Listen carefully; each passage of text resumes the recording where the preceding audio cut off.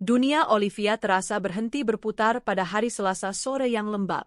Udara Jakarta yang panas seolah menyusup masuk melalui celah ventilasi, membuat napasnya terasa sesak, meski pendingin ruangan di rumah megah mereka bekerja dengan maksimal. Hari itu seharusnya menjadi hari yang biasa saja. Ia baru saja pulang dari rapat penting dengan klien, membawa sisa-sisa energi dan kepuasan dari proyek desain interior yang baru saja disetujui.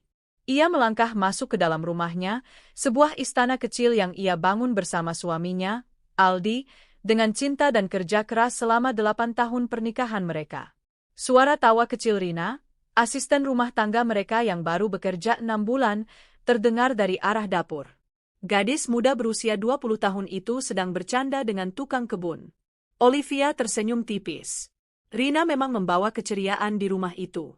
Rajin, penurut, dan selalu tersenyum. Ia merasa beruntung telah menemukannya melalui sebuah yayasan penyalur yang terpercaya. Setelah meletakkan tas tangannya di sofa ruang keluarga, Olivia memutuskan untuk membersihkan diri. Namun, alih-alih menuju kamar mandi utama di kamarnya, entah kenapa kakinya melangkah ke arah kamar mandi tamu yang juga sering digunakan oleh Rina.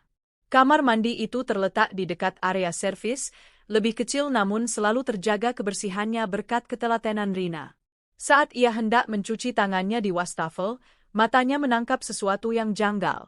Sebuah kotak kecil berwarna putih dan biru tergeletak di lantai, sedikit tersembunyi di balik tempat sampah.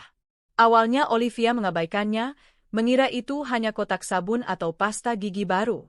Namun, rasa penasarannya mengalahkan.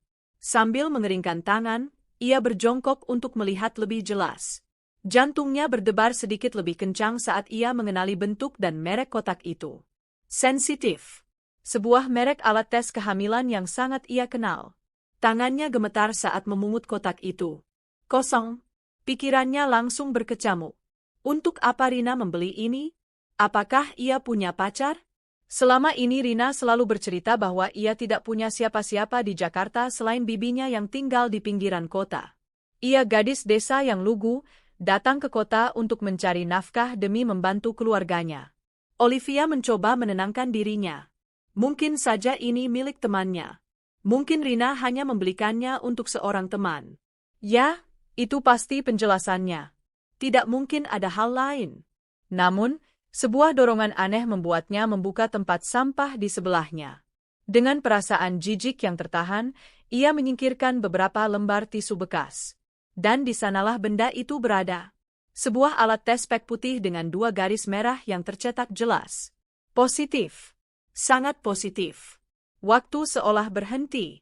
Suara dengungan pendingin ruangan terdengar seperti raungan di telinganya. 2 garis merah itu seolah menatapnya, mengejeknya. Selama 5 tahun terakhir, Olivia dan Aldi telah berjuang untuk mendapatkan 2 garis itu. Mereka telah menghabiskan ratusan juta rupiah untuk program bayi tabung, konsultasi dengan dokter-dokter terbaik, dan mencoba berbagai pengobatan alternatif. Setiap bulan, ia akan menatap alat tes dengan harapan yang meluap, hanya untuk disambut oleh 1 garis tunggal yang menyakitkan. Setiap kegagalan terasa seperti sayatan baru di hatinya, sebuah pengingat akan kekosongan di dalam rahimnya. Dan kini, 2 garis yang begitu ia dambakan muncul di alat tes milik pembantunya di dalam rumahnya sendiri. Rasa pusing menderanya. Ia bersandar pada dinding keramik yang dingin, mencoba mengatur napasnya yang memburu. Siapa ayah dari anak ini? Kenapa Rina menyembunyikannya? Rasa iba yang awalnya muncul untuk gadis itu perlahan terkikis oleh gelombang pertanyaan yang mengganggu. Ia teringat percakapannya dengan Rina beberapa minggu lalu. Gadis itu mengeluh sering mual di pagi hari dan tidak enak badan. Olivia, dengan polosnya, mengira Rina hanya masuk angin biasa. Ia bahkan membuatkannya teh jahe hangat dan menyuruhnya lebih banyak beristirahat. Betapa bodohnya dia. Tanda-tanda itu begitu jelas, namun ia terlalu sibuk dengan dunianya sendiri untuk melihatnya. Ia memasukkan kembali alat tes itu ke tempat sampah, menutupnya rapat-rapat, seolah dengan begitu ia bisa mengubur kenyataan yang baru saja ia temukan. Ia meletakkan kembali kotaknya di bawah wastafel, persis di tempat ia menemukannya. Ia harus bersikap normal. Ia tidak boleh menunjukkan bahwa ia tahu sesuatu. Ia perlu waktu untuk berpikir, untuk mencerna informasi yang menghantamnya seperti badai. Dengan langkah gontai, ia keluar dari kamar mandi itu, hatinya terasa berat seolah ditimpa batu besar. Saat ia melewati dapur, Rina menyapanya dengan senyum manis seperti biasa. "Ibu sudah pulang? Mau Rina siapkan minum?" tanyanya dengan suara lembut. Olivia hanya mampu mengangguk kecil, memaksakan seulas senyum yang terasa kaku di bibirnya. Di balik senyum lugu itu, kini Olivia melihat sebuah rahasia besar yang tersembunyi. Dan entah kenapa, firasat buruk mulai merayap di dalam hatinya, sebuah firasat yang mengatakan bahwa rahasia ini akan menghancurkan dunianya. Firasat itu terasa dingin dan tajam, menusuk langsung ke jantungnya yang sudah terluka. Malam itu, meja makan terasa seperti panggung sandiwara. Olivia berusaha keras memainkan perannya sebagai istri yang bahagia, sementara di dalam kepalanya, badai kecurigaan mengamuk tanpa henti. Ia menata hidangan favorit Aldi, semur daging, tumis kangkung, dan sambal terasi, dengan gerakan yang terasa mekanis. Setiap senyuman yang ia berikan pada Aldi terasa seperti topeng yang berat. Aldi, suaminya, tampak seperti biasa. Ia pulang kerja dengan wajah lelah, memberinya kecupan singkat di kening, lalu mengeluh tentang kemacetan Jakarta. Tidak ada yang aneh. Tidak ada yang berbeda. Dan justru itulah yang membuat Olivia semakin gila. "Kamu kenapa, sayang? Kok diam saja dari tadi?" tanya Aldi, menyadarkannya dari lamunan. Suaranya terdengar hangat dan penuh perhatian, suara yang sama yang selalu menenangkannya selama ini. Olivia menggeleng cepat, memaksakan tawa kecil. "Enggak apa-apa, Mas. Cuma sedikit lelah, proyek di kantor lagi padat banget." Bohong. Sebuah kebohongan pertama dalam lautan kebohongan yang mungkin akan segera ia selami. Aldi mengangguk mengerti, tangannya terulur mengusap punggung tangan Olivia. "Jangan terlalu diforsir. Kesehatan kamu nomor 1. Sentuhan itu, yang biasanya terasa menenangkan, kini terasa seperti bara api. Olivia menarik tangannya dengan halus, berpura-pura hendak mengambil piring. Matanya melirik ke arah Rina yang sedang menuangkan air ke dalam gelas Aldi. Gadis itu menunduk, menghindari kontak mata. Perutnya yang biasanya rata kini tampak sedikit membuncit, meski tersembunyi di balik daster longgarnya. Atau itu hanya imajinasinya? Olivia merasa seperti sedang berjalan di atas tali, mencoba menyeimbangkan antara kewarasan dan paranoia. Ia memperhatikan setiap interaksi antara Aldi dan Rina. Sebuah lirikan singkat, sebuah senyuman tipis saat Rina tidak sengaja menyenggol kursi Aldi. Apakah itu tatapan seorang majikan pada pembantunya, atau ada makna lain yang tersembunyi di baliknya? Malam itu, setelah makan malam, Olivia duduk di ruang keluarga, berpura-pura menonton televisi. Pikirannya kembali pada satu detail yang selama ini ia anggap sepele, kebiasaan Aldi mandi malam. Hampir 3 atau 4 kali seminggu, setelah Olivia tertidur, Aldi akan bangun dan pergi ke kamar mandi. Ketika Olivia bertanya, jawabannya selalu sama, "Gerah, sayang. Nggak bisa tidur kalau badan lengket." Terkadang, Olivia bisa mencium aroma sampo yang segar saat Aldi kembali ke tempat tidur. Ia akan keramas di tengah malam. Olivia selalu menganggapnya sebagai kebiasaan aneh, tapi tidak pernah mencurigainya. Jakarta memang panas. Aldi memang mudah berkeringat. Penjelasan itu selalu cukup baginya. Tapi sekarang, dengan penemuan tes pack itu, kebiasaan aneh itu tiba-tiba berubah menjadi sebuah petunjuk yang mengerikan. Kenapa seorang pria perlu keramas di tengah malam buta? Kecuali jika ia baru saja melakukan sesuatu yang membuatnya berkeringat, sesuatu yang intim. Sesuatu yang harus ia bersihkan jejaknya sebelum kembali ke tempat tidur di sebelah istrinya. Jantung Olivia terasa seperti diremas. Kemungkinan itu begitu mengerikan, begitu tak terbayangkan, namun terasa sangat masuk akal. Kamar Rina berada di lantai bawah, tidak jauh dari kamar mandi tamu. Sangat mudah bagi Aldi untuk menyelinap turun saat Olivia sudah terlelap. Olivia memejamkan matanya, mencoba mengusir pikiran itu. Tidak mungkin Aldi. Aldi adalah pria yang baik, suami yang setia. Pria yang menangis bersamanya setiap kali program bayi tabung mereka gagal. Pria yang selalu meyakinkannya bahwa cinta mereka lebih dari sekadar memiliki anak. Tidak mungkin pria yang sama tega mengkhianatinya dengan cara yang begitu keji, di bawah atap rumah mereka sendiri, dengan gadis lugu yang ia percayai. Namun, benih kecurigaan itu sudah tertanam. Dan ia mulai menyiraminya dengan observasi. Keesokan harinya, Olivia memutuskan untuk bekerja dari rumah. Ia sengaja duduk di ruang kerja yang menghadap ke taman belakang, memberinya pemandangan langsung ke arah dapur dan area servis. Ia melihat Rina yang sedang mencuci piring, sesekali berhenti untuk memijat pinggangnya. Ia melihat Aldi yang kebetulan juga sedang di rumah, berjalan ke dapur untuk mengambil minum. Olivia menahan napas. Aldi mengucapkan sesuatu pada Rina, sesuatu yang tidak bisa Olivia dengar. Rina tertawa kecil, wajahnya merona.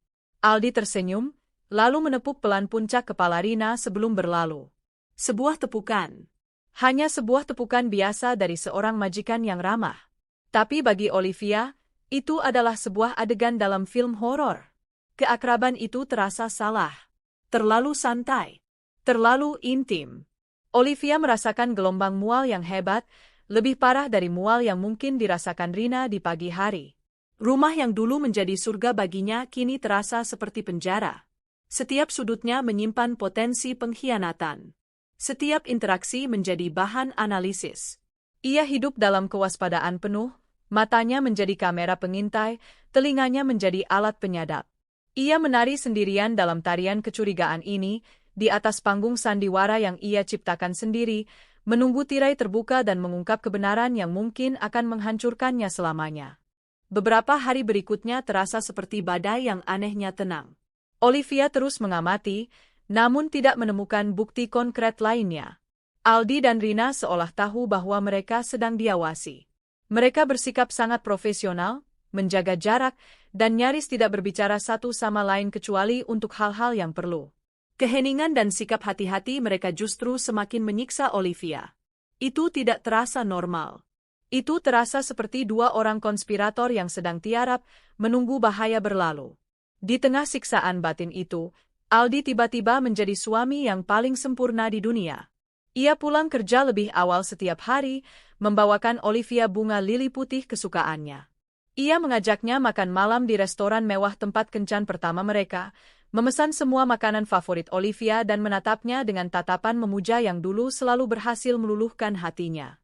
Aku tahu akhir-akhir ini aku sibuk banget, dan kamu juga pasti stres dengan pekerjaan, kata Aldi di sela-sela makan malam romantis mereka, tangannya menggenggam tangan Olivia di atas meja yang diterangi cahaya lilin. Aku janji, setelah proyek besarku selesai bulan depan, kita ambil cuti panjang. Kita ke Eropa, gimana? Ke Paris, Roma, tempat-tempat yang selalu ingin kamu datangi. Hati Olivia terenyuh. Sebagian dari dirinya sangat ingin mempercayai semua ini. Ia ingin percaya bahwa kecurigaannya hanyalah buah dari stres dan paranoia karena kegagalan mereka memiliki anak. Ia ingin percaya bahwa Aldi masihlah pria yang sama yang menikahinya 8 tahun lalu. Mungkin ia salah. Mungkin tes pack itu benar-benar milik teman Rina. Mungkin keakraban yang ia lihat hanyalah kebaikan hati seorang majikan. Aku cinta banget sama kamu, Olivia, bisik Aldi, matanya berkaca-kaca. Cuma kamu satu-satunya di hati aku. Jangan pernah ragukan itu. Air mata Olivia akhirnya jatuh. Air mata kebingungan, kelegaan, sekaligus ketakutan. Ia memeluk Aldi erat-erat, menghirup aroma parfum maskulin yang begitu ia kenal. Aku juga cinta sama kamu, Mas, balasnya lirih. Malam itu, untuk pertama kalinya dalam seminggu, ia merasa secercah harapan. Ia mencoba mengubur semua kecurigaannya dalam-dalam, berharap semua itu akan mati dan membusuk di sana. Keesokan harinya, Olivia bahkan mencoba berbaik hati pada Rina. Saat melihat gadis itu sedang menyetrika, Olivia menghampirinya. Rina, kamu kelihatannya pucat. Kamu sakit? Tanyanya dengan nada selembut mungkin. Rina tampak terkejut dengan perhatiannya. Enggak apa-apa, Bu. Cuma sedikit pusing saja. Kalau kamu butuh istirahat, istirahat saja. Atau kalau mau ke dokter, biar ibu antar. Jangan sungkan, kata Olivia, menguji reaksi gadis itu. Mata Rina membelalak sesaat, ada kilat panik di sana sebelum ia berhasil menyembunyikannya. Tidak usah, Bu. Terima kasih banyak. Nanti juga sembuh sendiri, jawabnya tergagap, lalu kembali fokus pada pekerjaannya dengan wajah tertunduk. Reaksi panik itu, meski hanya sekilas, sudah cukup untuk membuat benih kecurigaan Olivia tumbuh kembali. Harapan yang baru saja ia pupuk tadi malam mulai layu. Olivia sadar, badai ini belum berakhir. Ini hanyalah jeda, ketenangan sesaat sebelum sambaran petir yang sesungguhnya datang. Puncaknya terjadi pada hari Sabtu. Olivia dan Aldi sedang bersantai di teras belakang, menikmati teh sore. Rina datang membawakan sepiring pisang goreng hangat. Saat meletakkan piring di meja, gaun daster yang ia kenakan sedikit tersingkap oleh angin, dan untuk sepersekian detik, Olivia melihatnya. Perut Rina. Perut itu tidak lagi rata. Ada sebuah lengkungan kecil yang pasti, sebuah bukit mungil yang menandakan kehidupan baru sedang tumbuh di dalamnya. Itu bukan lagi imajinasinya. Itu nyata. Aldi, yang juga melihatnya, dengan cepat mengalihkan pandangan. Terlalu cepat. Gerakannya kaku dan tidak wajar. Ia pura-pura sibuk dengan ponselnya, namun Olivia bisa melihat rahangnya mengeras. Dalam sekejap, semua keraguan Olivia menguap. Ilusi tentang pernikahan bahagia yang coba ia pertahankan hancur berkeping-keping. Perhatian Aldi yang berlebihan beberapa hari ini, ajakan liburan ke Eropa, kata-kata cinta yang manis, semuanya terasa seperti suap. Sebuah upaya untuk menenangkannya, untuk membuatnya buta terhadap kebenaran yang terjadi tepat di depan matanya. Olivia merasakan dingin yang menusuk hingga ke tulang. Ia sedang duduk di sebelah suaminya, pria yang berbagi tempat tidur dengannya, namun ia merasa lebih sendirian dari sebelumnya. Badai yang tenang telah usai. Kini ia bisa mendengar suara gemuruh yang semakin mendekat. Ia tahu, ia tidak bisa lagi hidup dalam penyangkalan. Ia harus mencari bukti, bukti yang tak terbantahkan, yang akan mengakhiri semua sandiwara ini. Dan ia akan melakukannya, tidak peduli seberapa sakit kebenaran itu nantinya. Tekad Olivia sudah bulat. Ia tidak akan lagi menjadi penonton yang pasif dalam drama rumah tangganya sendiri. Ia akan menjadi sutradaranya. Ia akan mencari kebenaran, seburuk apapun itu. Kesempatan itu datang pada hari Senin sore, ketika Rina sedang sibuk mencuci mobil di garasi depan. Olivia melihat ponsel Rina tergeletak di atas meja kecil di dekat dapur, sedang diisi daya. Jantungnya berdebar kencang.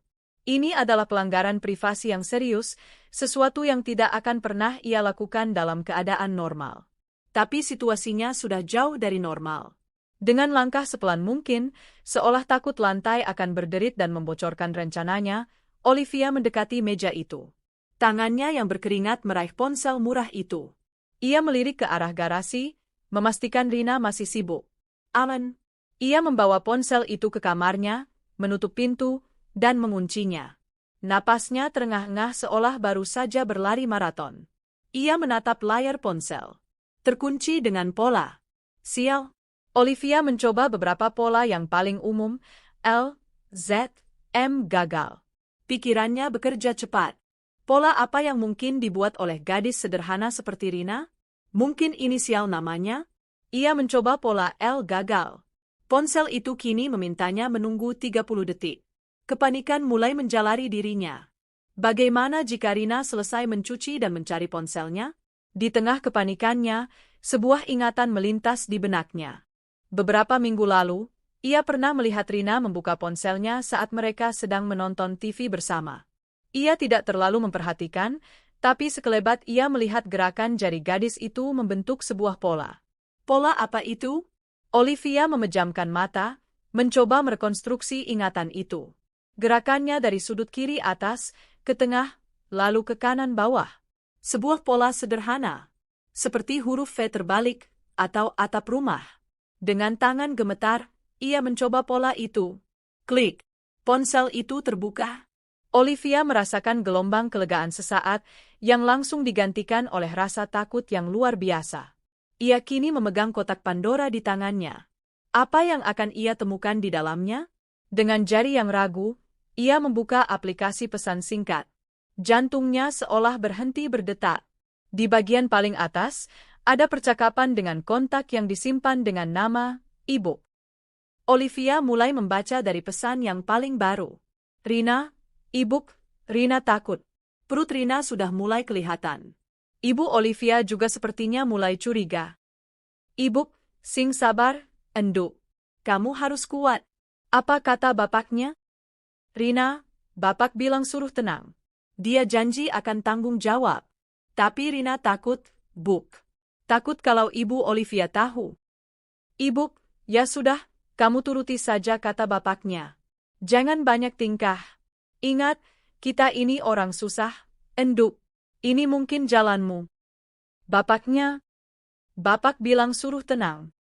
Dia janji akan tanggung jawab. Kata-kata itu berputar-putar di kepala Olivia seperti racun. Bapak siapa yang mereka maksud? Tidak mungkin. Hatinya menjerit, menolak kemungkinan yang paling mengerikan. Ia terus menggulir ke atas, membaca percakapan-percakapan sebelumnya. Rina, Ibuk, Rina positif. Sudah periksa pakai tes pad. Garisnya 2. Ibuk, alhamdulillah. Maksud Ibuk, gimana ceritanya? Enduk? Sama siapa? Rina, sama Tuan, Buk. Tuan Aldi. Dunia Olivia runtuh. Ponsel itu jatuh dari genggamannya, mendarat di atas karpet tebal tanpa suara. Tapi di dalam kepalanya, suara kehancuran itu memekakkan telinga. Nama suaminya, Tuan Aldi, tertulis dengan jelas di layar ponsel itu. Semua potongan puzzle yang selama ini ia kumpulkan, tes pack, mual di pagi hari, perut yang membuncit, tatapan canggung, tepukan di kepala, dan mandi keramas di tengah malam, semuanya kini menyatu menjadi sebuah gambar yang utuh dan mengerikan. Sebuah gambar pengkhianatan paling brutal yang pernah ia bayangkan. Ia tidak bisa bernapas. Dadanya terasa seperti dihantam godam. Rasa sakit itu begitu fisik, begitu nyata, seolah ada tangan tak kasat mata yang merobek jantungnya dari dadanya. Ia terisak, namun tidak ada air mata yang keluar. Hanya suara serak dan parau yang lolos dari tenggorokannya. Ia teringat semua janji Aldi, semua kata-kata cintanya. Semuanya bohong. Semuanya sandiwara.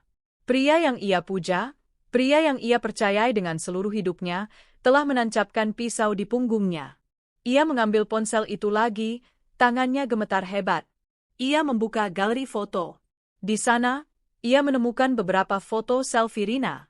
Di salah satu foto, Rina tersenyum ke kamera sambil mengelus perutnya yang masih samar. Di foto lain, ia sedang berada di sebuah kamar. Olivia mengenali kamar itu. Itu adalah kamar tamu di rumah mereka. Rina mengambil foto di cermin, dan di latar belakang, di atas tempat tidur, tergeletak sebuah kemeja pria. Kemeja biru laut milik Aldi. Kemeja yang sama yang Aldi kenakan saat mereka makan malam bersama minggu lalu. Bukti itu tak terbantahkan. Dingin, keras, dan menyakitkan. Olivia merasakan gelombang kemarahan yang dahsyat mulai menggantikan rasa sakitnya. Kemarahan pada Aldi yang telah mengkhianatinya. Kemarahan pada Rina yang telah merebut kebahagiaannya. Dan kemarahan pada dirinya sendiri karena telah begitu buta dan naif. Ia meletakkan kembali ponsel itu di meja, menghapus jejak air matanya. Isak tangisnya berhenti. Kini yang tersisa hanyalah kekosongan yang dingin dan tekad yang membara. Sandiwara ini harus berakhir. Dan ia yang akan menulis adegan terakhirnya. Setelah mengembalikan ponsel Rina ke tempatnya semula dengan tangan sedingin es, Olivia mengunci diri di dalam studio kerjanya. Ruangan itu adalah dunianya, tempat ia menuangkan kreativitas dan membangun karirnya. Dindingnya dipenuhi sketsa desain, sampel kain, dan palet warna. Dulu, ruangan ini adalah sumber kebanggaannya. Kini, semua warna itu tampak memudar, berubah menjadi abu-abu. Ia duduk di kursi kerjanya, menatap kosong ke arah taman di luar jendela. Hujan mulai turun, rintiknya mengetuk-ngetuk kaca, seolah ikut menangisi hatinya yang hancur. Rumah ini, yang setiap sudutnya ia desain dengan penuh cinta, kini terasa seperti mausoleum. Sebuah monumen megah untuk sebuah pernikahan yang telah mati. Pikirannya melayang, ditarik oleh gema kenangan yang menyakitkan. Ia teringat hari pertama mereka pindah ke rumah ini 5 tahun yang lalu. Aldi menggendongnya melewati ambang pintu, seperti di film-film romantis. Mereka tertawa, berlarian dari satu ruangan ke ruangan lain, merencanakan masa depan mereka. Nanti di sini ruang keluarga kita, Sayang, kata Aldi sambil merangkulnya di ruangan yang masih kosong dan berdebu. Dengan sofa yang besar dan empuk, tempat kita nonton film sampai malam. Dan di sini, Olivia menunjuk ke sebuah ruangan di lantai atas, akan jadi kamar anak kita. Dindingnya akan kita cat dengan gambar awan dan bintang. Aldi tersenyum, mengecup keningnya. Aku nggak sabar nunggu rumah ini penuh sama suara tangis dan tawa anak kita nanti. Kenangan itu terasa seperti belati yang diputar di dalam lukanya. Janji-janji itu, mimpi-mimpi itu, kini terasa seperti lelucon yang kejam. Aldi akan mendapatkan suara tangis bayi di rumah ini, tapi bukan dari rahim Olivia. Bayi itu akan lahir dari rahim perempuan lain, hasil dari pengkhianatan yang terjadi di bawah atap yang sama. Ironi itu begitu pahit hingga Olivia merasa ingin muntah. Ia membuka laci mejanya, menemukan sebuah album foto lama. Di sana ada foto-foto pernikahan mereka. Ia dan Aldi tersenyum bahagia, mata mereka berbinar penuh cinta dan harapan. Ada foto-foto liburan mereka ke Bali, ke Lombok, ke Singapura. Di setiap foto, mereka tampak seperti pasangan yang sempurna, lambang kebahagiaan. Siapa sangka di balik senyum lebar Aldi, tersembunyi benih-benih kebohongan? Rasa sakit itu begitu dalam, begitu melumpuhkan. Ia merasa seperti orang bodoh. Bagaimana bisa ia tidak melihatnya? Apakah ada tanda-tanda lain yang ia lewatkan? Ia memutar kembali film pernikahannya di dalam kepala. Apakah Aldi pernah melirik perempuan lain? Apakah ia pernah menunjukkan tanda-tanda ketidakpuasan? Tidak. Aldi selalu menjadi suami yang penuh perhatian. Ia selalu mendukung karir Olivia, tidak pernah mengeluh jika Olivia harus lembur atau pergi ke luar kota. Ia adalah fasad kesempurnaan. Dan mungkin itulah masalahnya. Ia terlalu sempurna, terlalu pandai menyembunyikan sisi gelapnya. Olivia berdiri dan berjalan mengelilingi ruangan. Matanya tertumbuk pada sebuah foto besar di dinding, foto dirinya dan Aldi saat merayakan ulang tahun pernikahan mereka yang ke-7 tahun lalu. Mereka berada di sebuah restoran di puncak bukit dengan latar belakang kerlip lampu kota. Di foto itu, Olivia menyandarkan kepalanya di bahu Aldi, dan Aldi merangkulnya dengan protektif. Saat itu, Olivia merasa menjadi wanita paling beruntung di dunia. Kini, saat menatap foto itu, ia hanya melihat dua orang asing. Seorang wanita naif yang tersenyum pada seorang pembohong ulung. Kemarahan mulai mendidih lagi, membakar habis sisa-sisa kesedihannya. Ini bukan salahnya. Ia tidak bodoh. Ia hanya terlalu percaya. Ia terlalu mencintai suaminya hingga membutakannya dari kemungkinan terburuk. Ia telah memberikan segalanya untuk pernikahan ini, hatinya, tubuhnya, kesetiaannya, bahkan mimpinya untuk menjadi seorang ibu ia perjuangkan mati-matian demi mereka berdua. Dan apa balasannya? Pengkhianatan. Di rumahnya sendiri. Dengan asisten rumah tangganya. Rasa sakit itu bermetamorfosis menjadi sesuatu yang lain. Sesuatu yang lebih keras, lebih dingin. Sebuah kekuatan. Ia tidak akan hancur. Ia tidak akan membiarkan mereka melihatnya menangis dan memohon. Ia telah membangun hidupnya, karirnya, dengan tangannya sendiri sebelum bertemu Aldi. Ia bisa melakukannya lagi. Ia akan membangunnya kembali dari puing-puing kehancuran ini. Hujan di luar semakin deras, seolah alam sedang membersihkan dunia. Olivia menatap pantulan dirinya di kaca jendela. Wajahnya pucat, matanya bengkak, tapi di dalam sorot matanya ada sesuatu yang baru. Sebuah kilatan baja. Ia tidak akan lagi menjadi korban dalam cerita ini. Ia akan mengambil alih kendali. Ia akan merencanakan langkahnya dengan hati-hati. Konfrontasi tidak bisa dihindari, tapi ia akan melakukannya dengan caranya sendiri pada waktu yang ia tentukan. Rumah ini mungkin telah terluka oleh pengkhianatan, tapi ia tidak akan membiarkan dirinya ikut terluka selamanya. Ia akan menyembuhkan rumah ini dan dirinya sendiri dengan membersihkan semua hama yang telah mengotorinya. Keesokan paginya, Olivia bangun dengan perasaan yang aneh. Kekosongan di hatinya masih ada, namun kini terisi oleh ketenangan yang dingin. Ia tidak lagi menangis. Ia tidak lagi merasa panik. Ia merasa seperti seorang jenderal yang sedang merencanakan pertempuran terakhirnya. Pertempuran untuk merebut kembali harga dirinya. Ia mandi, berdandan lebih teliti dari biasanya. Ia memilih setelan kerja berwarna merah marun yang tajam, memoles bibirnya dengan lipstik berwarna senada. Ia menatap cermin, bukan lagi sebagai wanita yang patah hati, tapi sebagai wanita yang memegang kendali. Hari ini, ia akan mulai menyusun skenario akhir dari drama rumah tangganya. Langkah pertama adalah mencari kekuatan dari luar. Ia tidak bisa melalui ini sendirian. Setelah sarapan yang canggung di meja makan, di mana ia berhasil bersikap normal di depan Aldi dan Rina, ia pergi ke kantor lebih awal. Namun, tujuannya bukan kantornya, melainkan sebuah firma hukum milik sahabatnya, Gita. Gita adalah seorang pengacara perceraian yang andal dan galak. Ia adalah sahabat Olivia sejak kuliah, orang yang tahu semua cerita tentang perjuangannya dengan Aldi. Saat Olivia masuk ke ruangannya dan menceritakan semuanya, dari penemuan tespek hingga pesan di ponsel Rina, wajah Gita mengeras. "Brengsek," desis Gita setelah Olivia selesai bercerita. "Aku tidak pernah menyangka Aldi bisa sebusuk itu. Di rumahmu sendiri? Dengan pembantumu? Itu level pengkhianatan yang berbeda, Ran." Olivia hanya mengangguk, tenggorokannya terasa tercekat. Menceritakannya dengan lantang membuat semuanya terasa lebih nyata dan menyakitkan. "Oke, dengarkan aku," kata Gita, beralih ke mode pengacara. "Pertama, jangan konfrontasi mereka dulu. Terutama Aldi. Kita harus kumpulkan amunisi sebanyak mungkin. Foto-foto percakapan di ponsel Rina itu sudah bagus. Apa kamu sempat memfotonya?" Olivia menggeleng. "Tidak. Aku terlalu panik." "Sial. Oke, tidak apa-apa. Kita cari cara lain." Kedua, soal rumah dan aset. "Rumah itu atas nama siapa?" "Atas nama kami berdua," jawab Olivia. "Bagus. Harta gono gini.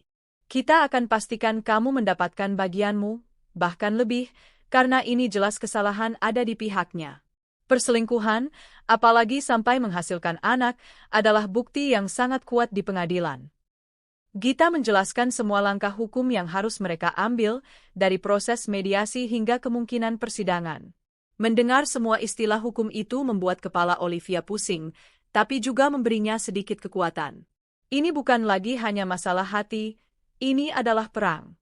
"Yang paling penting, Ran," kata Gita sambil menggenggam tangan sahabatnya, "kamu harus kuat. Mereka akan mencoba memanipulasimu. Aldi akan memohon, menangis, menyalahkanmu. Rina mungkin akan memainkan kartu korban. Jangan termakan. Ingat siapa dirimu. Kamu Olivia, wanita kuat dan sukses yang tidak butuh pria brengsek seperti dia." Kata-kata Gita seperti suntikan adrenalin bagi Olivia. Ia benar. Ia tidak boleh lemah. Setelah pertemuan itu, Olivia merasa lebih siap. Ia punya rencana. Ia punya dukungan. Pulang ke rumah sore itu, ia melihat Aldi sedang bermain catur dengan Rina di teras belakang. Pemandangan yang aneh. Sejak kapan mereka punya hobi bersama? Aldi tertawa lepas saat Rina salah melangkah. Rina cemberut dengan gaya manja. Mereka tampak seperti pasangan muda yang sedang kasmaran. Pemandangan itu tidak lagi menyakiti Olivia. Sebaliknya, itu memuakkan. Dan itu memberinya ide untuk skenario konfrontasinya. Ia tidak akan menyerang mereka secara membabi buta. Ia akan membangun panggungnya sendiri. Ia akan membiarkan mereka merasa nyaman dalam kebohongan mereka, sebelum ia meruntuhkan semuanya sekaligus. Malam itu, saat makan malam, Olivia memulai permainannya.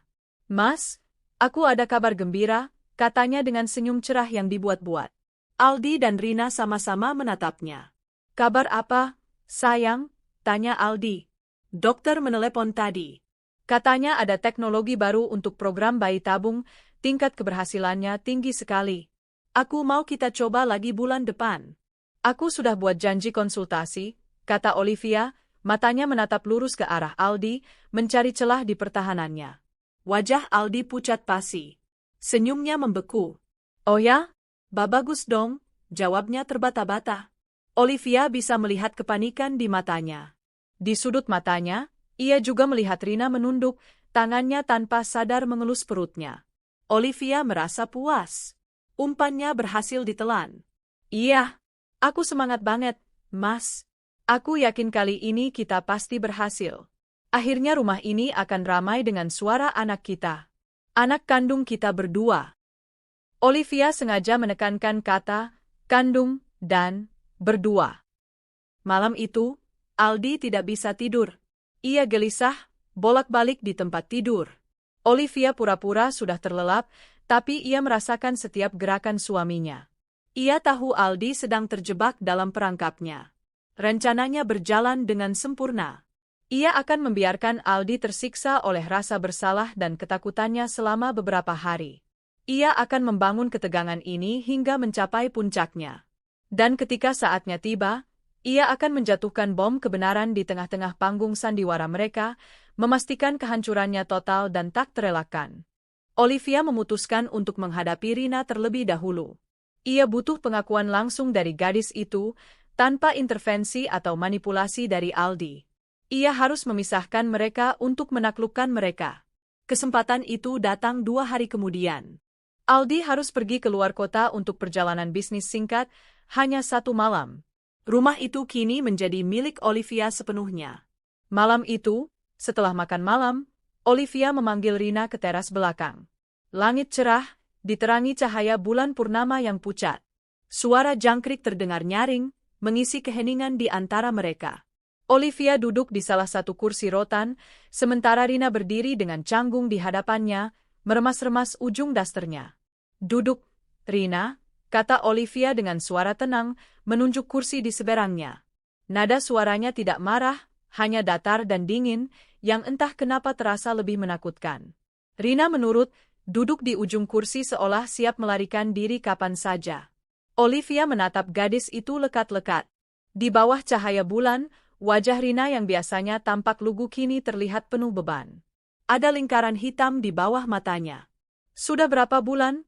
tanya Olivia langsung, tanpa basa-basi. Tubuh Rina menegang. Wajahnya pucat pasi. Maksud ibu?"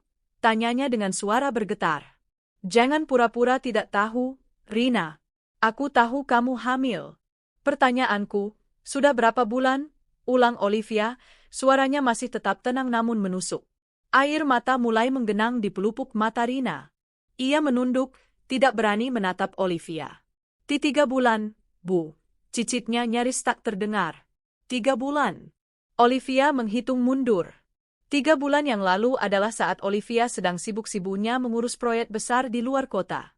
Ia sering pulang larut malam, terlalu lelah untuk memperhatikan apapun. Saat itulah mereka melakukannya. Di saat ia bekerja keras untuk masa depan mereka, suaminya justru sibuk menanam benih di rahim wanita lain. Rasa sakit yang tajam kembali menghantamnya, tapi ia menahannya. Ia harus tetap fokus. "Dan ayahnya Tuan Aldi, kan?" lanjut Olivia. Pertanyaan itu seperti bendungan yang jebol. Rina pecah dalam tangis yang pilu. Ia terisak-isak, tubuhnya berguncang hebat. "Maafkan Rina, Bu. Maafkan Rina." Hanya itu yang bisa ia ucapkan berulang kali. Olivia membiarkannya menangis selama beberapa saat. Ia tidak merasakan iba. Ia hanya merasakan kekosongan. "Aku tidak butuh permintaan maafmu, Rina. Aku butuh cerita. Aku mau tahu bagaimana semua ini bisa terjadi." Dengan terbata-bata, di sela isak tangisnya, Rina mulai bercerita. Awalnya adalah perhatian-perhatian kecil dari Aldi. Pujian tentang masakannya, pertanyaan tentang keluarganya di kampung. Aldi sering memberinya uang tambahan, mengatakan itu untuk adiknya yang masih sekolah. Rina, yang datang dari keluarga miskin dan tidak pernah mendapat perhatian seperti itu, merasa tersanjung. Ia melihat Aldi sebagai sosok dewa penolong yang baik hati. "Suatu malam," lanjut Rina, suaranya semakin pelan, "ibu sedang lembur. Bapak turun ke dapur, katanya lapar. Rina buatkan mie instan. Lalu bapak mulai cerita tentang masalahnya. Katanya bapak kesepian? Katanya ibu terlalu sibuk." Olivia mengepalkan tangannya di bawah meja. Jadi Aldi menyalahkannya? Tentu saja. Itu adalah taktik paling klasik dari seorang peselingkuh. Bapak bilang Rina cantik, isak Rina. "Malam itu, terjadi begitu saja, Bu." Rina takut, tapi bapak bilang bapak sayang sama Rina.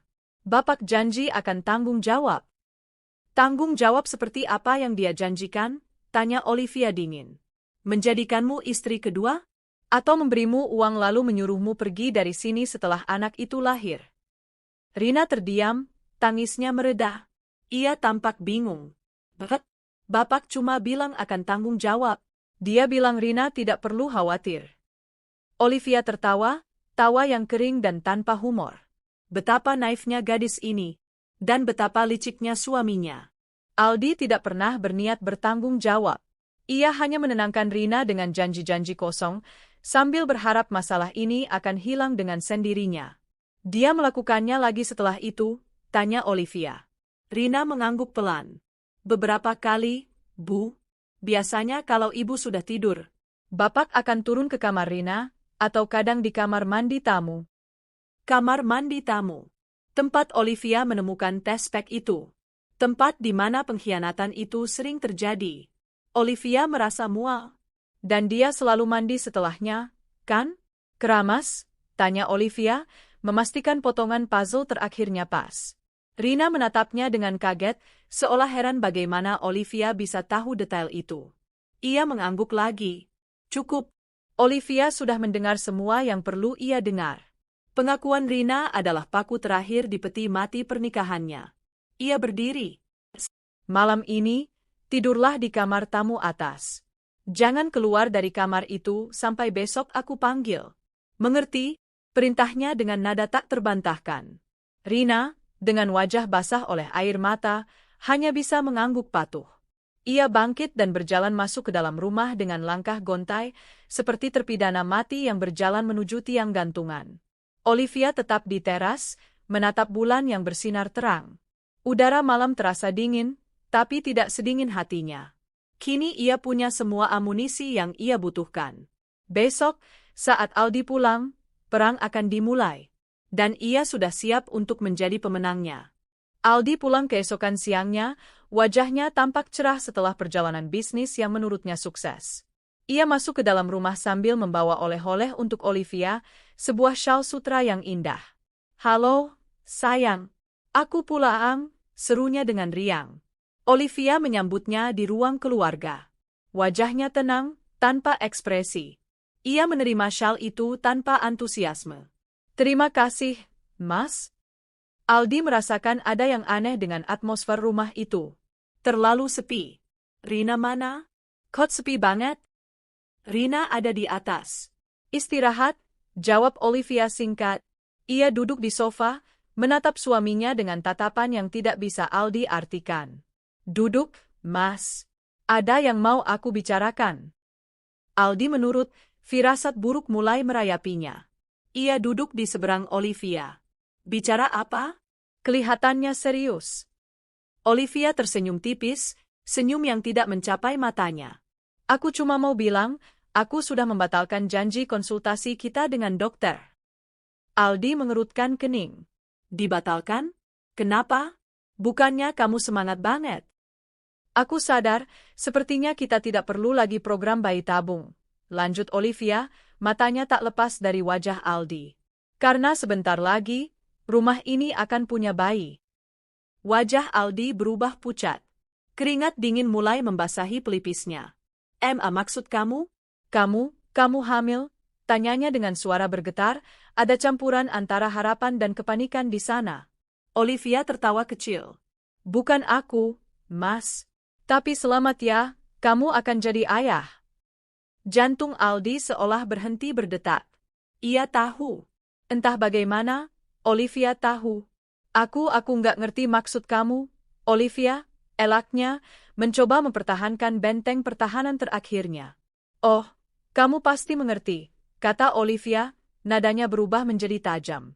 "Rina hamil. 3 bulan. Dan kamu ayahnya, kan?" Aldi membeku. Wajahnya seperti topeng lilin yang meleleh. Penyangkalan yang sudah ia siapkan di ujung lidah seolah menguap begitu saja. Ia tidak bisa berkata-kata. "Kenapa diam, Mas?" desak Olivia, kini berdiri dan berjalan mendekatinya. "Nggak mau ngaku? Perlu aku panggilkan orangnya supaya kita bisa bicara bertiga?" "Olivia, aku bisa jelaskan?" Aldi akhirnya berhasil mengeluarkan suara, nadanya memelas. Jelaskan apa? Bentak Olivia, ketenangannya akhirnya pecah. Jelaskan bagaimana kamu bisa tidur dengan pembantu kita di bawah atap rumah kita sendiri. Jelaskan bagaimana kamu bisa menusukku dari belakang saat aku mati-matian berjuang untuk memberikanmu anak. Atau jelaskan kenapa kamu selalu mandi dan keramas di tengah malam buta setelah menidurinya. Kalimat terakhir itu diucapkan dengan penekanan yang penuh amarah dan rasa jijik. Itu adalah kunci dari semua kecurigaannya, bukti paling menjijikkan dari perselingkuhan mereka. Aldi tersentak seolah ditampar. Wajahnya memerah karena malu dan takut. Oh, maafkan aku. Aku hilaf? Aku hilaf? Potong Olivia dengan tawa sinis. Hilaf itu sekali, Mas. Bukan berkali-kali selama berbulan-bulan. Ini bukan hilaf, ini pengkhianatan terencana. Atas isyarat Olivia yang tidak Aldi sadari, Rina muncul dari tangga. Gadis itu berjalan dengan kepala tertunduk, air matanya sudah mengalir deras. Ia berdiri di belakang sofa, tidak berani menatap siapapun. Melihat Rina, Aldi semakin panik. Rina, kenapa kamu? Aku yang menyuruhnya ke sini, kata Olivia dingin. Pertunjukan ini butuh semua aktor utamanya. Sekarang, di depan aku mau kamu katakan pada Rina. Apa rencanamu? Apa tanggung jawab yang kamu janjikan padanya? Aldi menatap Rina, lalu kembali menatap Olivia. Ia terjebak. Tidak ada jalan keluar. Wajahnya yang biasanya tampan dan berwibawa kini tampak menyedihkan. Ia jatuh berlutut di depan Olivia, mencoba meraih tangannya. Olivia, aku mohon, ampuni aku. Aku salah. Aku akan suruh Rina gugurkan kandungannya. Kita bisa mulai lagi dari awal. Aku jeng. Olivia menarik tangannya dengan kasar, menatap Aldi dengan tatapan paling dingin yang pernah ia berikan. Permohonan Aldi dan sarannya yang keji untuk menggugurkan kandungan itu adalah hal terakhir yang ingin ia dengar. Itu menunjukkan betapa tidak bermoralnya pria yang pernah ia cintai ini. Tirai panggung telah terbuka, dan pertunjukan terakhir ini berakhir dengan lebih buruk dari yang ia bayangkan. Tidak ada lagi cinta, yang tersisa hanya rasa jijik. Mendengar usul Aldi untuk menggugurkan kandungan Rina adalah titik balik bagi Olivia. Jika sebelumnya masih ada setitik keraguan atau sisa rasa sakit di hatinya, kini semuanya lenyap, digantikan oleh kemarahan yang membeku dan keputusan yang tak tergoyahkan. Pria di hadapannya bukan lagi suaminya. Ia adalah monster egois yang hanya peduli pada dirinya sendiri. Gugurkan, ulang Olivia dengan suara rendah yang berbahaya. Ia menatap Aldi yang masih berlutut dengan tatapan penuh kebencian. Setelah kamu menidurinya, menghamilinya, sekarang kamu mau membunuh anakmu sendiri hanya untuk menyelamatkan dirimu? Kamu pikir aku mau memulai lagi dari awal dengan seorang pembunuh? Aldi terdiam, wajahnya pucat. Ia sadar telah melakukan kesalahan fatal. Olivia kemudian beralih menatap Rina, yang berdiri gemetar seperti daun kering. Dan kamu, Rina, kamu dengar itu? Itulah tanggung jawab yang dia janjikan. Dia tidak pernah mencintaimu. Kamu hanya pelampiasan nafsunya. Dan sekarang, kamu dan anakmu hanya dianggap sebagai masalah yang harus disingkirkan. Kata-kata Olivia menusuk Rina lebih dalam dari apapun. Isak tangisnya semakin menjadi. Ia akhirnya melihat kebenaran dari pria yang ia kira adalah pangerannya. Olivia menarik napas dalam-dalam, mengumpulkan seluruh kekuatannya. Pertunjukan sudah selesai, katanya dengan suara tegas dan final. Sekarang aku mau kalian berdua pergi dari rumah ini. Aldi mendongak, matanya membelalak tak percaya. Pergi? Olivia, ini juga rumahku. Kamu tidak bisa mengusirku. Oh, ya, tantang Olivia. Rumah ini mungkin atas nama kita berdua, tapi surga yang kita bangun di dalamnya sudah kamu hancurkan dengan tanganmu sendiri. Aku tidak sudi berbagi udara lagi dengan lelaki tak bermoral sepertimu. Pergi, atau aku akan menelepon polisi dan pengacaraku sekarang juga.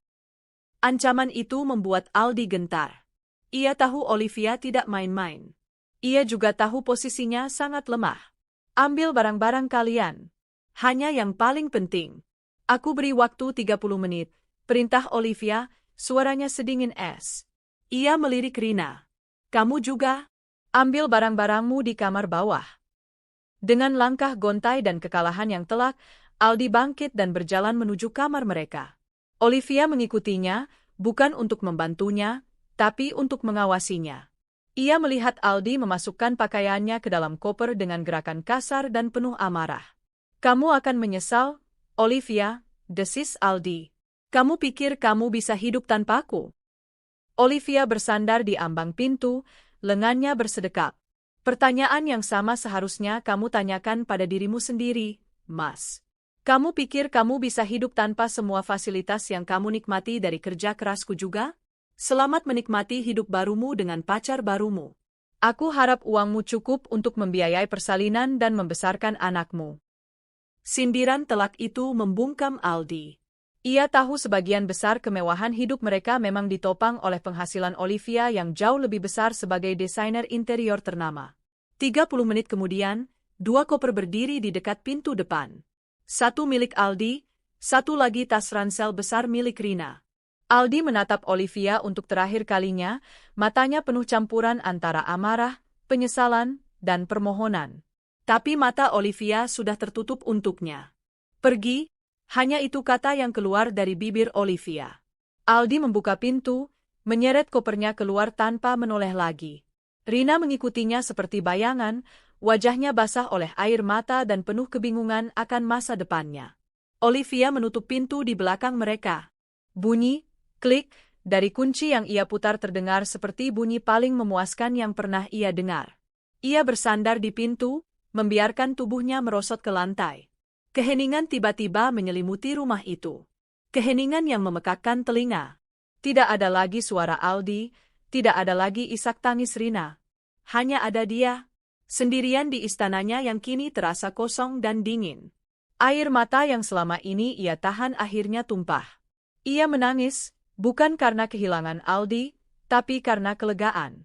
Ia menangis untuk melepaskan semua rasa sakit, pengkhianatan, dan kemarahan yang telah ia pendam.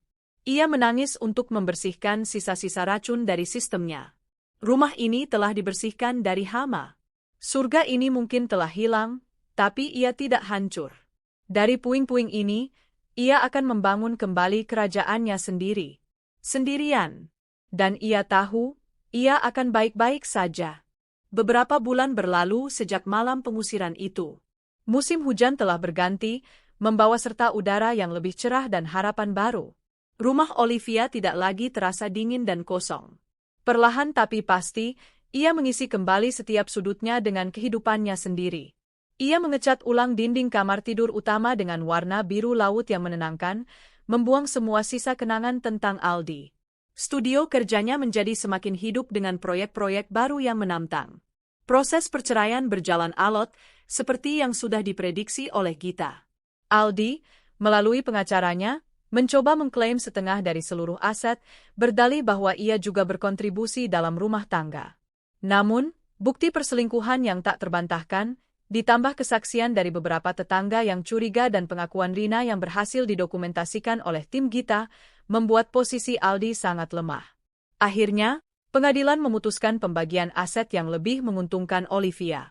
Rumah itu sepenuhnya menjadi miliknya. Olivia tidak pernah lagi mendengar kabar dari Aldi secara langsung. Dari Gita, ia tahu bahwa Aldi dan Rina tinggal bersama di sebuah rumah kontrakan kecil di pinggiran kota. Aldi kesulitan mencari pekerjaan baru setelah reputasinya tercoreng, dan hidup mereka ditopang oleh sisa-sisa uang pesangon perceraian.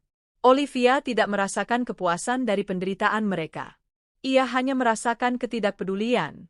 Mereka bukan lagi bagian dari dunianya. Suatu sore, saat sedang menyiram tanaman di tamannya, sebuah mobil berhenti di depan gerbang rumahnya. Seorang wanita parubaya turun, tampak ragu-ragu. Olivia mengenalinya sebagai Bibi Rina, wanita yang pernah sekali datang berkunjung. Dengan enggan, Olivia membukakan gerbang. Wanita itu datang dengan maksud untuk meminta bantuan. Rina sudah melahirkan seorang bayi laki-laki yang sehat, namun mereka kesulitan membiayai hidup. Ia datang untuk memohon belas kasihan Olivia. Olivia mendengarkan dengan tenang. Hatinya tidak lagi merasakan amarah. Ia menatap wanita itu dan berkata, "Saya sudah memberikan bagian untuk ayah dari anak itu melalui proses pengadilan. Tanggung jawab selanjutnya ada pada dirinya, bukan pada saya. Anak itu tidak bersalah, tapi dia bukan tanggung jawab saya. Ia memberikan sedikit uang kepada wanita itu, bukan karena iba pada Rina atau Aldi, tapi murni karena kemanusiaan untuk si bayi yang tidak berdosa. Ini untuk membeli susu dan keperluan bayinya. Tapi ini yang pertama dan terakhir. Setelah ini, tolong jangan datang ke sini lagi, kata Olivia dengan tegas namun tidak kejam. Setelah wanita itu pergi, Olivia kembali ke tamannya. Ia menatap bunga-bunga lili putih yang sedang mekar, bunga yang dulu selalu Aldi berikan padanya. Kini, ia menanamnya sendiri. Ia tidak lagi membutuhkan orang lain untuk memberinya bunga. Malam itu, Olivia mengundang sahabat-sahabatnya, termasuk Gita, untuk makan malam. Rumah itu penuh dengan tawa dan celoteh, suara yang jauh lebih merdu daripada keheningan yang menyakitkan atau pertengkaran yang melelahkan. Mereka merayakan Hari Kemerdekaan, Olivia. Jadi, apa rencanamu selanjutnya, Nyonya Merdeka? Goda Gita sambil mengangkat gelasnya. Olivia tersenyum, senyum yang tulus dan datang dari hati. Aku ingin melakukan perjalanan. Sendirian. Ke tempat-tempat yang dulu hanya ada dalam mimpiku. Paris, Roma, aku akan pergi bukan untuk melarikan diri, tapi untuk menemukan diriku lagi. Sahabat-sahabatnya bersorak. Di tengah kehangatan persahabatan itu, Olivia merasa utuh. Luka di hatinya mungkin akan selalu meninggalkan bekas, seperti goresan pada perabotan antik. Namun, bekas luka itu tidak lagi terasa sakit. Itu adalah pengingat akan pertempuran yang telah ia menangkan, pengingat akan kekuatannya sendiri. Ia telah menemukan tes pack di kamar mandi pembantunya, dan penemuan itu telah meruntuhkan dunianya. Namun, dari reruntuhan itu, ia membangun kembali sebuah dunia yang baru. Dunia yang lebih kuat, lebih bijaksana, dan sepenuhnya miliknya. Fajar baru telah menyingsing di cakrawala hidupnya, dan ia siap menyambutnya dengan tangan terbuka. 5 tahun adalah waktu yang panjang sekaligus singkat. Cukup panjang untuk menyembuhkan luka yang paling dalam hingga hanya menyisakan bekas samar, namun cukup singkat untuk mengingat dengan jelas rasa sakit dari setiap sayatan. Bagi Rania, 5 tahun telah menjadi sebuah kanvas, yang awalnya kosong dan terciprat noda kelabu pengkhianatan, kini telah terlukis penuh dengan warna-warni kehidupan yang ia ciptakan sendiri.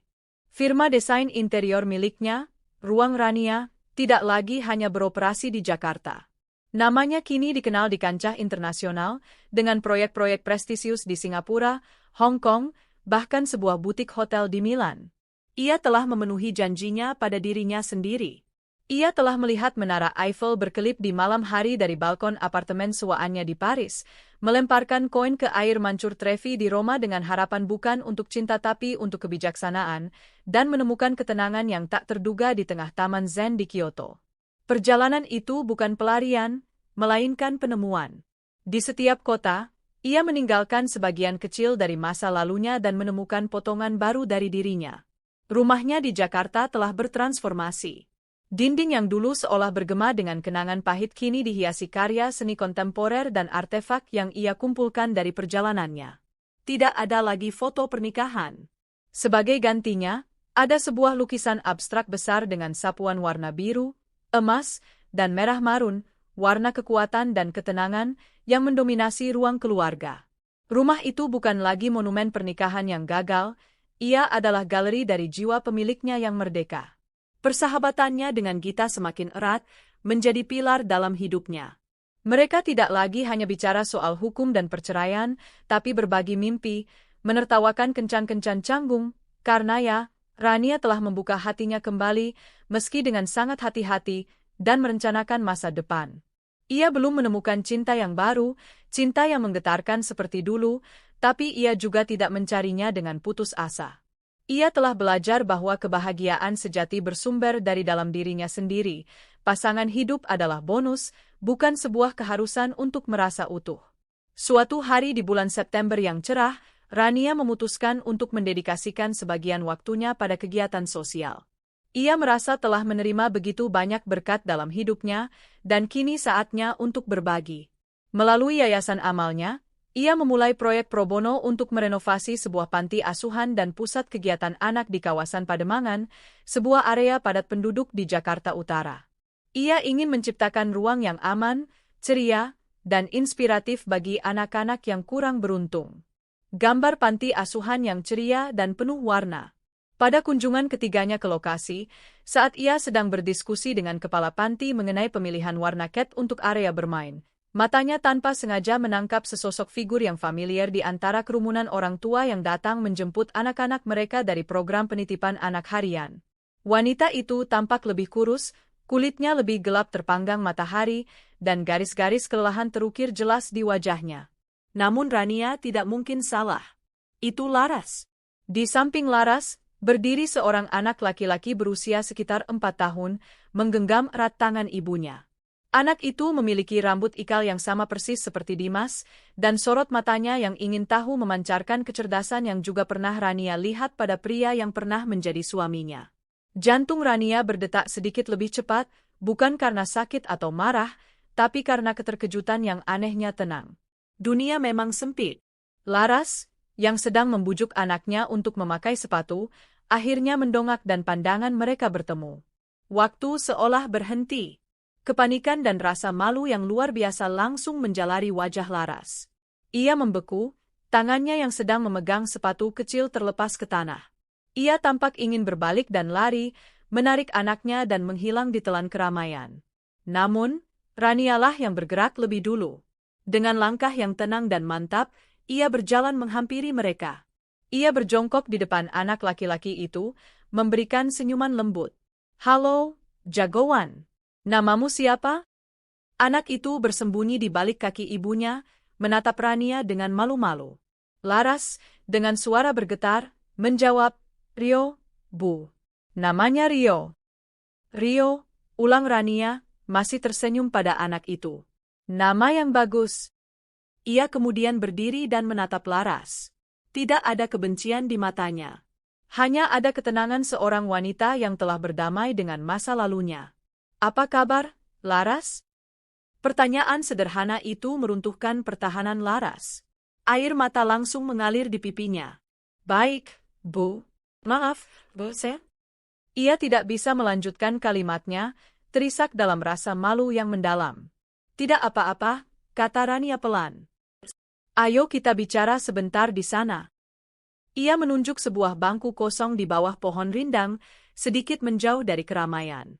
Dengan ragu, Laras mengikutinya, terus menggandeng tangan Rio.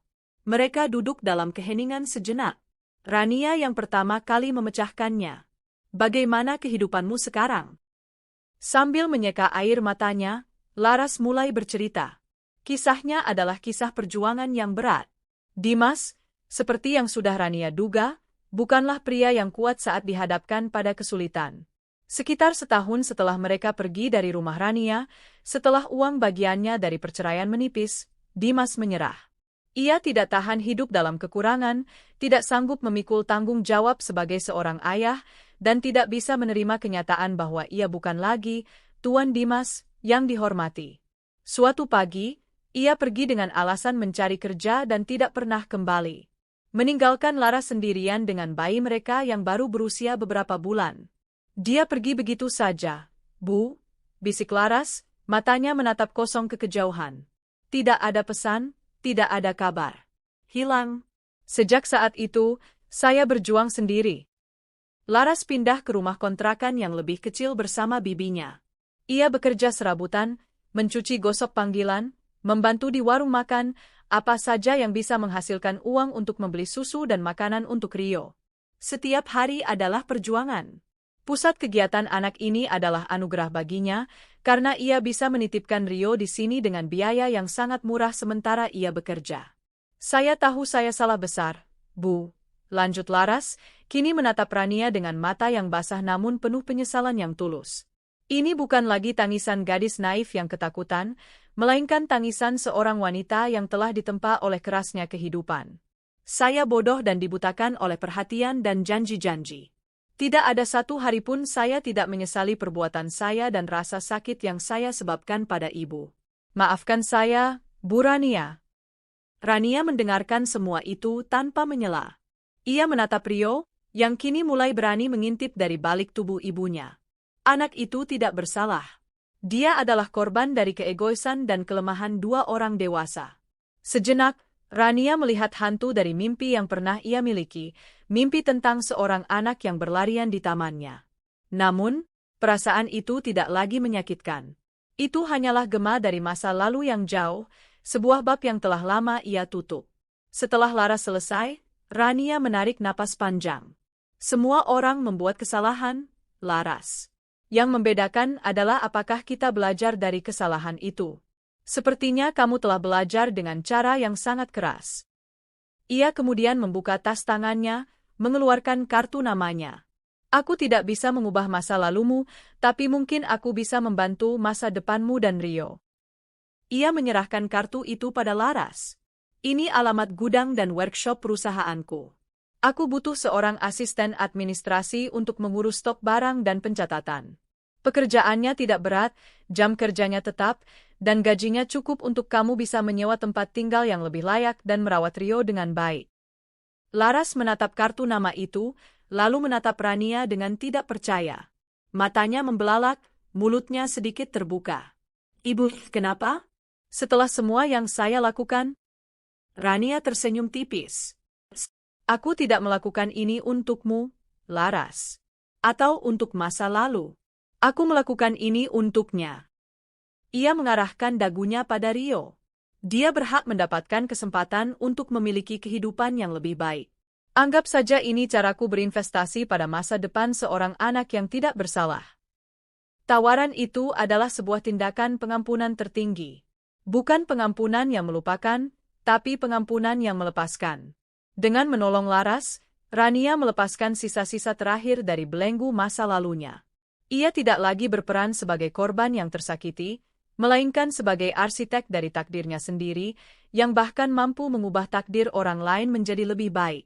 Malam itu, setelah meninggalkan panti asuhan dengan perasaan ringan yang luar biasa, Rania mengemudi di sepanjang Jalan Sudirman. Lampu-lampu gedung pencakar langit berkelip seperti berlian di kegelapan. Gambar pemandangan kota Jakarta di malam hari, ia menelepon Gita. Git, kamu nggak akan percaya siapa yang aku temui hari ini, katanya, suaranya terdengar ceria. Setelah menceritakan seluruh kejadian, Gita terdiam sejenak di ujung telepon sebelum akhirnya berkata, Rania, aku tidak tahu harus bilang apa. Kamu benar-benar wanita paling luar biasa yang pernah aku kenal. Rania tertawa. Aku hanya melakukan apa yang terasa benar. Saat ia tiba di rumahnya, ia berhenti sejenak di depan cermin besar di ruang masuk. Ia menatap pantulan dirinya, seorang wanita berusia akhir 30-an, dengan beberapa garis senyum di sudut matanya, sorot mata yang jernih dan penuh percaya diri. Wanita yang ada di cermin itu bukanlah wanita yang sama yang menangis di lantai 5 tahun yang lalu. Wanita ini adalah seorang penyintas, seorang pejuang, seorang pencipta. Ia telah menemukan tespek di kamar mandi pembantunya, dan itu telah menghancurkan dunianya. Namun, terkadang, sesuatu harus hancur total agar bisa dibangun kembali menjadi sesuatu yang jauh lebih indah dan lebih kuat dari sebelumnya. Kanvas hidupnya kini telah terlukis penuh. Dan ia sadar, masih banyak ruang kosong yang tersisa, siap untuk diisi dengan petualangan, tawa, dan kebahagiaan baru. Dengan senyum penuh kepuasan, ia melangkah lebih dalam ke rumahnya, ke dalam masa depan yang ia lukis sendiri.